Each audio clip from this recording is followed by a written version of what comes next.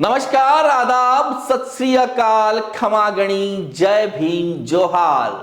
मैं मनु राव। रायपुर नगर निगम में भाजपा के छठे बोर्ड का अंतिम सालाना बजट 70 पार्षदों की जंबो टीम और महज 70 मिनट में पास हो गया 500 करोड़ का बजट।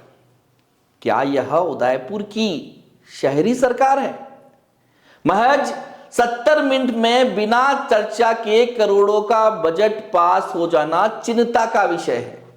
हमारे चयन में कोई कमी रह गई या हमने ऐसे लोगों को चुना जो शहर विकास के मुद्दों पर मुंह में दही जमाए बैठे हैं? जब बजट पढ़ा जा रहा था तो सभी जिम्मेदार इस तरह से अपने हाथों में रखी बजट की फाइल को देख रहे थे मानो उन्हें शहर की बहुत चिंता हो। लेकिन असलियत तो यह थी कि वह तो इस फाइल को बैठक में ही पढ़ रहे थे। पूर्व में किसी प्रकार की तैयारी नहीं की गई थी। सत्ता पक्ष तो मौन रहेगा, लेकिन आश्चर्य तो तब हुआ जब विपक्ष भी कुछ नहीं बोला। क्या इसीलिए इन सभी को निगम में भेजा गया? जो अपनी आवाज तक बुलंद नहीं कर पाए वह जनसेवक कहलाने के लायक तो कतई नहीं है। इससे पहले भी कई बोर्ड देखे हैं जिनमें सत्ता पक्ष के पार्षद भी बहस करते थे और उनकी बात को माना भी जाता था। बजट का तो सत्र चलना चाहिए ताकि एक एक मसले को सही से अध्ययन और निस्तारण किया जा सके। लेकिन कौन बोले और किसको पड़ी है? कांग्रेस अपनी आपसी फूट से उबर नहीं पाई है और भाजपा में शामिल जनप्रतिनिधि अगली बार फिर से आने का मौका खोना नहीं चाहते, इसलिए चुप्पी साध ली है। अगर बोलेंगे तो हाकम नाराज हो जाएंगे और वह नाराज हो जाए तो राजनीतिक हत्या तय है। पूरे प्रदेश में उदयपुर ही एकमात्र ऐसा शहर होगा जहां के जनप्रतिनिधि इतने डरे और सहमे रहते हैं। उन्हें जनता से ज्यादा तो अपनी कुर्सी की परवाह है, इसलिए ना चाहते हुए भी जो हो रहा है होने दिया जा रहा है। शहर के हालात बद से बदतर हो गए हैं। कोई धनी धुरी यहां का नहीं रहा, किसी को शहर की नहीं पड़ी है। इन्हें तो सिर्फ जनता के वोट चाहिए। क्या स्मार्ट सिटी ऐसी होती है जहां की सड़कें जानलेवा हो जाएं?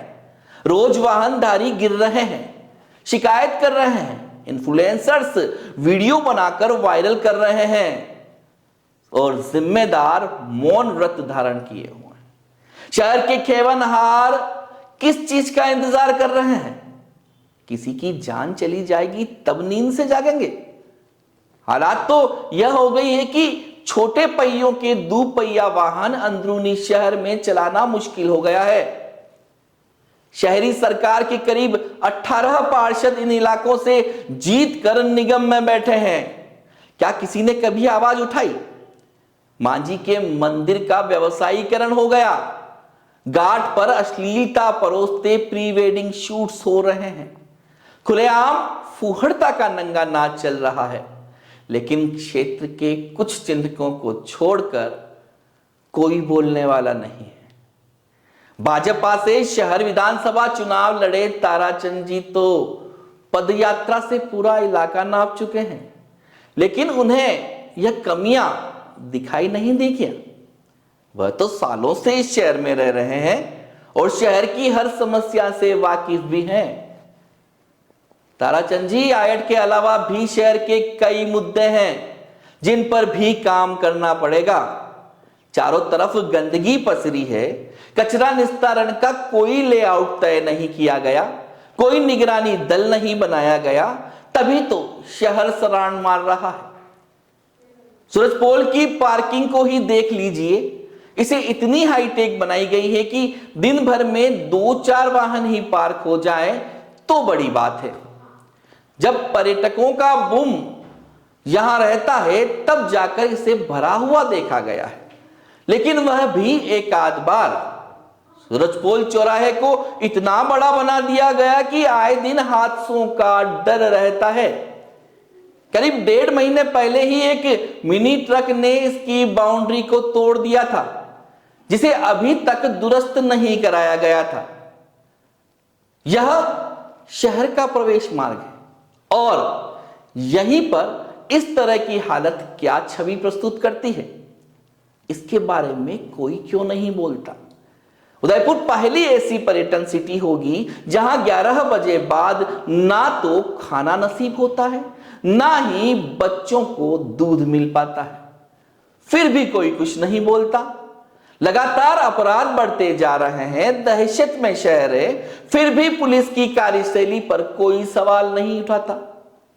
चुनाव के दिनों में बड़े बड़े वादे होते हैं और जीतने के बाद सभी वादे रद्दी की तरह कचरे के साथ डाल दिए जाते हैं। हाल ही अतिक्रमणों पर कार्रवाई कर वाहवाही लूटने वाले अब कहां गए? क्या किसी रसूखदार का अवैध निर्माण तोड़ पाए?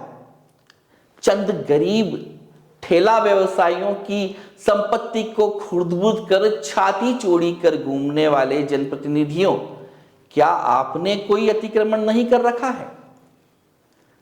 इस शहर की निगम को महापौर थोपे हुए मिले हैं, जो कभी जनप्रतिनिधि नहीं रहे हैं। वह तो अधिकारी रहे हैं और उनकी कार्यशैली भी वैसी ही है। जनप्रतिनिधि तो जनता और अधिकारी के बीच का सेतु होता है, जो जनता के हित की सोचकर सरकारी नियमों में शिथिलता लाने का काम करता है। उपमहापौर तो जनता के बीच के हैं, दूसरे तमाम पार्षद तो जनता के बीच के हैं। ये सभी सिर्फ अपनी राजनीति चमकाने में लगे हुए हैं। इनसे सवाल करें तो उल्टा हमसे सवाल कर लेते हैं। मीडिया की टीआरपी इन्हें खूब बटोरना आता है।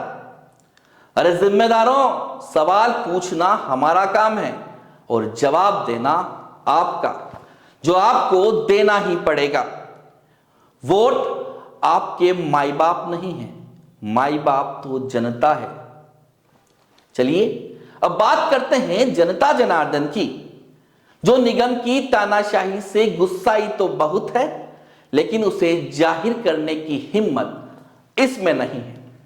ऐसा नहीं है कि शहर में जागरूक लोग नहीं हैं, काफी हैं, सैकड़ों हैं, लेकिन उनकी संवेदनाएं भी सो गई हैं और मैं उसको जगाना नहीं चाहता।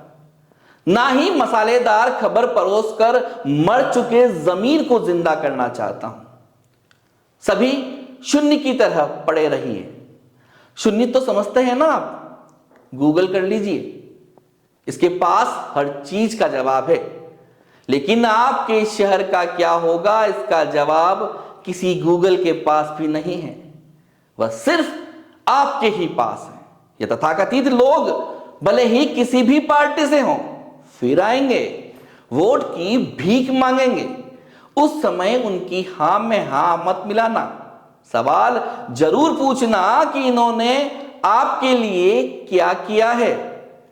इन्होंने सालों तक आपके ही पैसे का दुरुपयोग किया है, उस पैसे पर राज किया है और अपने घर भरे हैं। इजाजत दीजिए, मैं फिर हाजिर होऊंगा किसी और मसले को लेकर, क्योंकि आप मौन रह सकते हैं, मैं नहीं, मुझे तो बोलना ही पड़ेगा। नमस्कार, जय हिंद, जय मेवाड़। अभी मयूर जी, आपने जो प्रश्न पूछा कि 500 करोड़ का 70 वार्डों का बजट 70 मिनट में पास कर दिया, तो ऐसे क्या कारण है? मयूर जी, जो आजकल डेमोक्रेसी में सिस्टम बना है या जिसको अपन कहते हैं ट्रैक से सिस्टम उतार दिया गया, उसमें जिम्मेदार 70 ही पार्षद होते हैं। साथ में अधिकारी वर्ग, कर्मचारी वर्ग सबसे ज्यादा महत्वपूर्ण भूमिका निभाता है कि उस पर चर्चा हो। ये सत्ता पक्ष हो या प्रतिपक्ष के पार्षद हो, खाना पूर्ति करते, गंभीरता से किसी एक विषय पे चिंतन हो, मनन हो, विचार विमर्श हो, सुझाव आए, उसमें संशोधन करे, आवश्यकता और जरूरत के अनुरूप उसको पे कुछ चीजें जोड़ी जाए। तो वह तो एक स्वस्थ स्वस्थ परंपरा होती है, साफ सुथरी कार्य पद्धति होती है और बिल्कुल दिलो जान से कार्य करने की लगन। यह तो एक खाना पूर्ति है कि साल में एक बार बजट पेश करना। जो बजट बनाते हैं उनको ध्यान नहीं रहता क्या बजट बनाया है। पिछले बार का जो बजट बना था, जो हमने रखा था उसमें से कितना इम्प्लीमेंट हुआ, कितने की पालना हुई है, किन किन मदों में जो जो रखा था उनकी पालना क्यों नहीं हुई। उसके लिए वापस विशेष प्रयोजन करके पालना कैसे हो ये सुनिश्चित करना चाहिए। इसमें केवल सत्ता पक्ष ही जिम्मेदार ऐसा नहीं होता, प्रतिपक्ष के पार्षद भी जिम्मेदार होते हैं। और ये मानिए संपूर्ण बोर्ड में ये कमी रही कि नगर निगम में बोर्ड में निर्वाचित पार्षद आते हैं, सब नए आते हैं, महिलाएं आती है, सभी वर्गों से आते हैं। पहले उनकी 2-3 वर्कशॉप होनी चाहिए, कार्यशाला होनी चाहिए, उनको सिस्टम कार्य पद्धति समझाना चाहिए। क्योंकि हमारे समय में कई बार दिक्कत ये होती थी कि बजट के किसी मद में हम चर्चा करते थे। बोर्ड का एजेंडा है बजट, इतने में ही बीच में से कोई पार्षद खड़ा होकर बोल देता साहब मेरे नाली टूट गई, मेरी नाली का क्या हुआ, वहां गंदगी पड़ी है, कंटेनर नहीं है। ये एक बड़ी दिक्कत आती है। सत्ता पक्ष तो चाहे किसी का भी हो, यही चाहता है बिना मुद्दे पर डिस्कस हुए वो अवसर की तलाश करते हैं कि कांग्रेसी पार्षद या प्रतिपक्ष के पार्षद हो हल्ला करे, हुल्लड़ करे और 1 मिनट में ध्वनि मत से पास। जी, लेकिन ये परंपरा ठीक नहीं है। मैं तो पार्षदों को सीखने का मौका मिलता है। आप ने जन समय में भी जब बजट पास हुआ करते थे, अच्छा तो ये रहता कि नए पार्षद आते हैं उनको हर 3 महीने में 6 महीने में एक वर्कशॉप करके ये सिस्टम समझाना चाहिए कि बोर्ड की बैठी मीटिंग हो या किसी कमेटी की मीटिंग हो, उसमें जो तय एजेंडा होता है, तय एजेंडे से दाएं बाएं किसी चीज की चर्चा नहीं करके तय एजेंडे पे बिंदुवार चर्चा करनी चाहिए, तैयारी करके आना चाहिए, उसके लिए स्टडी भी करनी चाहिए, अध्ययन भी करना चाहिए और रिसर्च भी करना चाहिए। ये आज की तारीख में मुझे देखने में ये आया कि सरकारी पार्षदों ने इस विषय को गंभीरता से लिया, जबकि प्रारंभ में आज कई पार्षद तो ऐसे हैं जिनको पूछ लो म्युनिसिपल एक्ट है क्या, जी कार्य पद्धति क्या है, बोर्ड क्या है, कमेटी क्या है, चेयरमैन क्या है, महापौर क्या है, उप महापौर क्या है, किसके क्या अधिकार है, किस बोर्ड कैसे बनता है।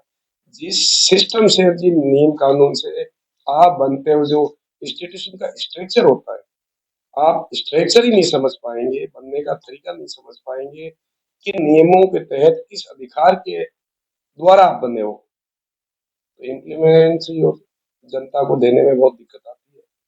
मैं सभी से आग्रह, हमेशा ही मेरा आग्रह यही रहता है, जब मैं खुद था डिप्टी मेयर, चाहे हमारे पार्षद हो चाहे प्रतिपक्ष के पार्षद हो, मैं उनसे आग्रह करता था, निवेदन करता था, आप किसी भी विषय पे बोलो, विरोध करो, आपत्ति करो, कोई तकलीफ नहीं है, क्योंकि हमारी नीयत साफ है, हमारी नीति स्पष्ट है। तो किस बात का डर है, बहस में क्यों डरे, हम जवाब देने में क्यों डरे।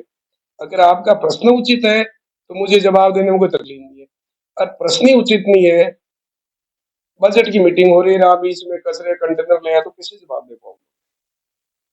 फिर आपको जवाब नहीं होता क्या, सब अपनी अधिकतर पार्षद अपनी फोटो खींचने के लिए, अपनी उपस्थिति दर्ज करने के लिए एक हुल्लड़ जैसा वातावरण बना देते हैं। आप किसी गलत विषय पे बोलना प्रारंभ कर देते हैं।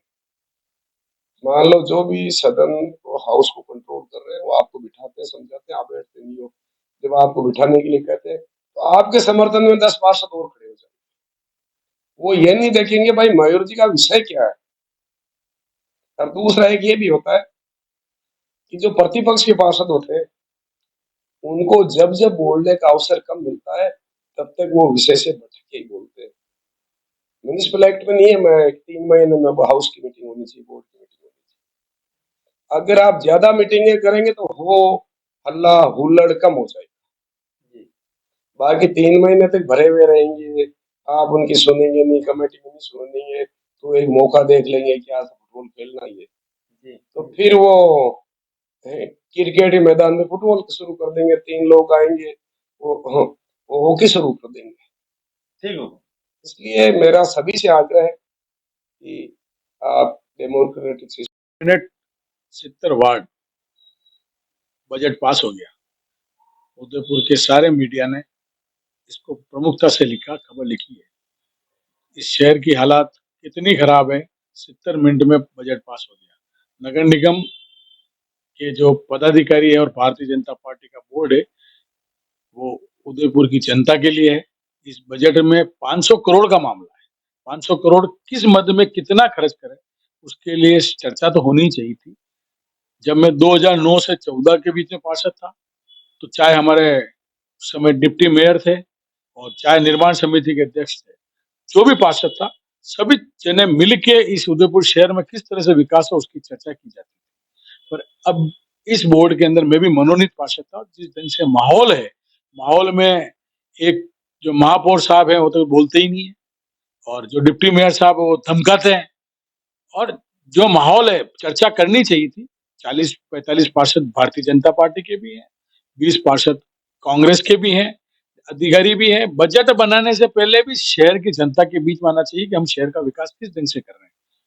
पर हालात वही है जो पिछले साल जो आपके चैनल के माध्यम से कहा था कि एक धमकाता है और एक चुप रहता है, और वो ये कहता है कि हम शहर का विकास करेंगे, शहर के विकास के कारण हम जीते। ये गलतफहमी में है। अगर शहर के विकास के कारण जीतते तो विरोध के लिए सड़कों पे नहीं आते अपनी ही पार्टी के नेता।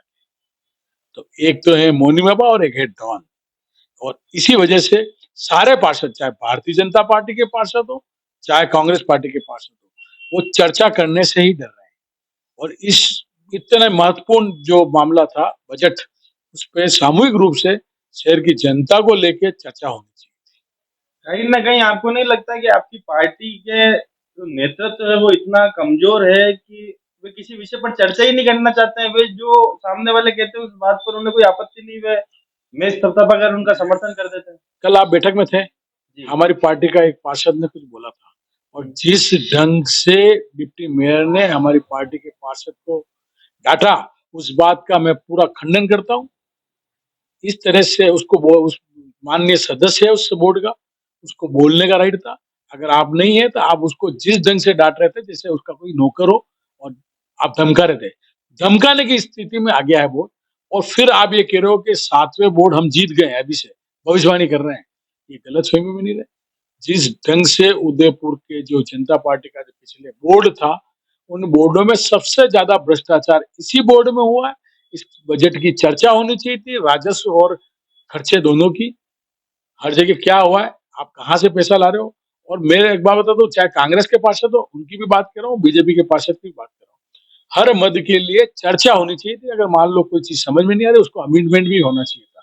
पर जिस ढंग से दादागिरी से ये बोर्ड चलाया जा रहा है, वो उदयपुर शहर की जनता के लिए ठीक नहीं है। धन्यवाद।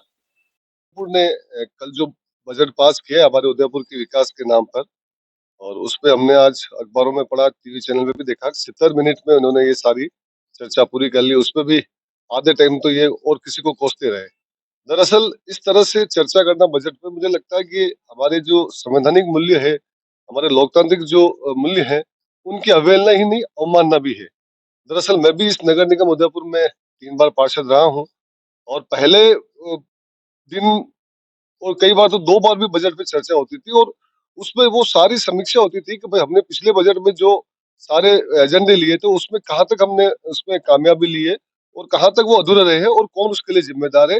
तो उस पर चर्चा होने के बाद कम से कम एक कंक्लूजन निकलता था कि आने वाले वक्त में हम लोग बजट इस ढंग से बनाए, इस ढंग से पेश करें जिससे उदयपुर की आम जनता को वास्तव में राहत मिल सके। दरअसल मैं एक बात और भी कहना चाहूंगा कि अ, ये बात जरूर है कि वो चर्चा पहले होती थी, लेकिन करते थे वो अपनी मन मर्जी से करते थे। क्योंकि मेरा ये समझ है और मेरा अपना एक अनुभव भी है कि भाजपा जो पार्टी है उसका कतई भी लोकतंत्र और लोकतांत्रिक मूल्यों में कोई विश्वास नहीं है। दरअसल हम लोग देश की संसद को देख ले 10 साल में, गुजरात में जो मॉडल बोलते हैं वहां को देख ले, या उदयपुर को देख ले, इनका हमेशा यही रहा है कि जो सवाल जवाब से बचते रहेंगे। और सबसे कम जो इतिहास रहा है मतलब हमारे देश में विधानसभा में चलने का, तो वो गुजरात का रहा है। तो ये एक तरह से मुझे ऐसा लगता है कि ये जो स्थितियां बनी है हमारे देश में, उदयपुर भी उससे अछूता नहीं है। और एक तरह से उदयपुर में तो पूरी गुंडागर्दी और एक तरह से मनमर्जी इन्होंने चला रखी है। हम जो करेंगे वो करेंगे, हम जो करेंगे। और एक बात बहुत बहुत महत्वपूर्ण भी है, दरअसल बच इसलिए भी रहे ये सारे चर्चा से, एक स्मार्ट सिटी के जो प्रोजेक्ट है उसमें एक तरह से काफी हद तक जो इनके अधिकार थे नगर पालिकाओं के, नगर परिषद, नगर निगम के, वो उन्होंने छीन लिए हैं। सारे बजट एक तरह से वो 90% बजट जो विकास के नाम पे वो खर्च कर रहे हैं, ये अफसरशाही पूरा काम कर रही है। बोर्ड जो है वो एक तरह से नाम का रह गया है, तो इस कारण से भी ये बचने का काम कर रहे हैं। तो मैं यही कहना चाहूंगा कि ये एक तरह से उदयपुर की जनता का भी अपमान है, जिसपे गहन चर्चा होनी चाहिए, बातचीत होनी चाहिए, विकास के हर मुद्दे पर चर्चा होनी चाहिए, किनके साथ भेदभाव हुआ, क्यों काम नहीं हुआ। मैंने एक प्रस्ताव भी रखा था जब मैं पार्षद था कि भाई जैसे विधानसभा और लोकसभा में होता है कि सवाल हम लोग रखते हैं, उसका जवाब वो देना होता है उनको, अलग अलग प्रश्न कॉल, अगर अलग अलग उसमें कॉल होते हैं, लेकिन यहाँ पर वो व्यवस्था नहीं की है।